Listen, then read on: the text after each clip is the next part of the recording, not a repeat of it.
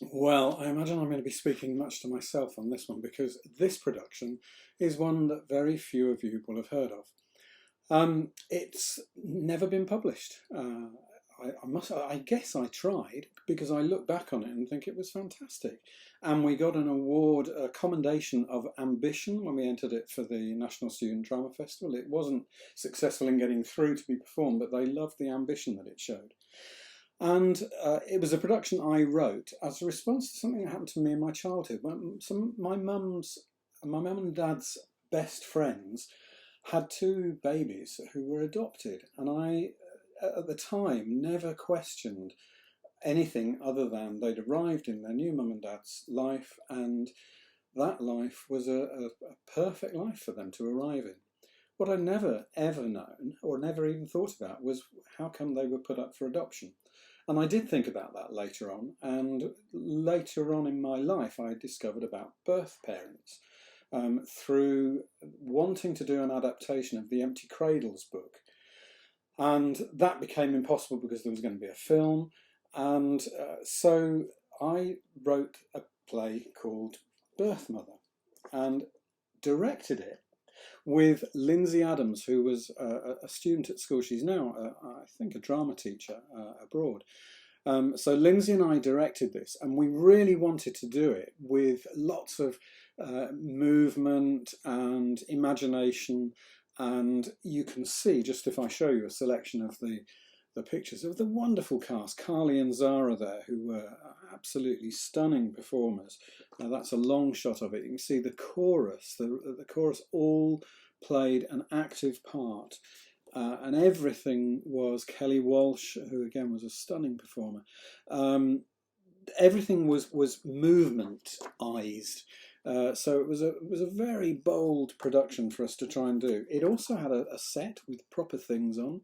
That actually is our children's little basket, and a rocking horse. Again, that gives you an idea, and that's just a monologue and her managing to break out. And then a group of wonderful students led by Mark Lambeth doing the lighting. So people have said to me, who do you collaborate with? Well, it was very often people who had been in the youth theatre for a long while, and here Mark is working with two young guys and training them. And later on, the idea is that they'd become people who would run the things that I couldn't do. And literally, I couldn't do lighting. So Mark and various other people, Danny Sturrock, Lee Ward, did those things. It was originally from a story structure. This would have been inspired from the NSDF, Tim Fountain's playwriting workshops. So that's how we got the story. First title was Mother Care, which was a shop that existed in those days and now doesn't exist. And it became Birth Mother, and there's the poster that was done for the production. It was supported by the National Lottery. We'd obviously got some funding for this.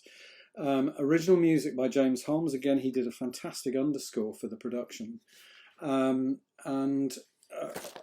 we had great reviews. So why it didn't ever do anything, I don't know. So the reviews. Local review. What makes this more than a straightforward play is the clever choreography. Chorus dancers are used throughout to convey the emotions, the communication difficulties and the harsh realities of it all to great effect. Something we in OYT would do in later productions, which would gain more acclaim. We entered it for the One Act Drama Festival. We came fourth, did really well. On occasions, the imposed style and dominating music submerged the very human situation at the heart of the piece. So there were those who had reservations. Do not lose faith in your actors to carry the story without the constant need to beef it up with a search for total theatre. We were definitely on a search for total theatre, but I didn't lack confidence in my actors either.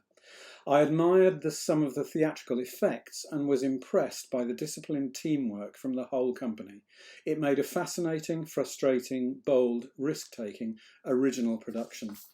And from his opening comments, Colin Dolly's review of this, it led to something that was to play a major part in the improvement of OYT's work.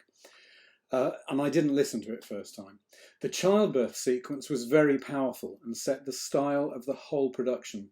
But once the dialogue begins, here the actors were fighting, and sometimes they were losing.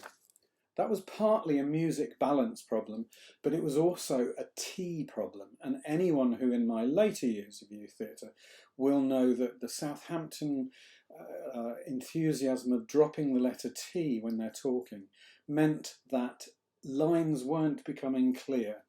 And when we finally did this, and it took another, what was this, 1999 this production was on, 1999, when we finally did this, we started to win drama festivals, but that wasn't for another 9 years.